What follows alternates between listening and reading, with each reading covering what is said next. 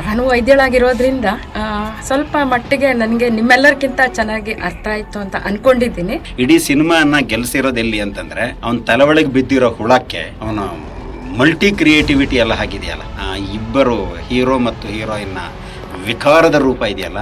ಅತಿ ಹೆಚ್ಚು ಇಂಥ ಪ್ರಕರಣಗಳಿಂದನೇ ಇವತ್ತು ಮಹಿಳಾ ಪೊಲೀಸ್ ಸ್ಟೇಷನ್ ಹಾಸನಲ್ಲಿ ಅತಿ ಹೆಚ್ಚು 170 ಪ್ರಕರಣಗಳು ಈ ತರದ ಒಂದು ಇನ್ಸಿಡೆಂಟ್ಗಳಿಂದ ಆಗ್ತಾ ಇದೆ. ಅರ್ಥ ಆಗಬೇಕು ಫಿಲ್ಮ್ ಇದು.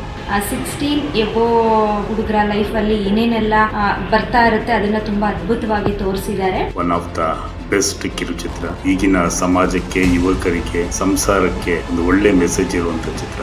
ನಿಮ್ಮ ಪೋಸ್ಟರ್ ಅಲ್ಲಿ 16+ ಅಂತ ಇದ್ದಿದ್ರಿಂದ ನಾನು ಆಕ್ಚುಲಿ ನನ್ನ ಮಗಳನ್ನ ಕರ್ಕೊಂಡು ಬರೋಕ್ಕೆ ಅಂತ ಇದ್ದವನು. ಬಟ್ ನೀವು ಎಷ್ಟು ಚೆನ್ನಾಗಿ ಅದನ್ನ ತಗೊಂಡೋಗಿದ್ದೀರ ಅಂದ್ರೆ ಎಲ್ಲೂ ಕೂಡ ಆ ಒಂದು ಇದನ್ನು ಮೀರಿದಲೆ ಸೆಕ್ಸ್ ಇದು ಇಂಪಾರ್ಟೆಂಟ್ ಆಗುತ್ತೆ, ಮತ್ತೊಂದು ಇಲ್ಲೆಲ್ಲ ಕ್ರೈಮ್ ಇವೆಲ್ಲವೂ ಕೂಡ ದಾಟಿ ನಾವೆಲ್ಲ ಇಷ್ಟು ಜನ ತುಂಬಾ ಸಹಜವಾಗಿ ಕೂತ್ಕೊಂಡು ನೋಡೋದಕ್ಕೆ ಅವಕಾಶ ಮಾಡಿರೋದಕ್ಕೆ ನಿಜವಾಗ್ಲೂ ತುಂಬಾ ಧನ್ಯವಾದ.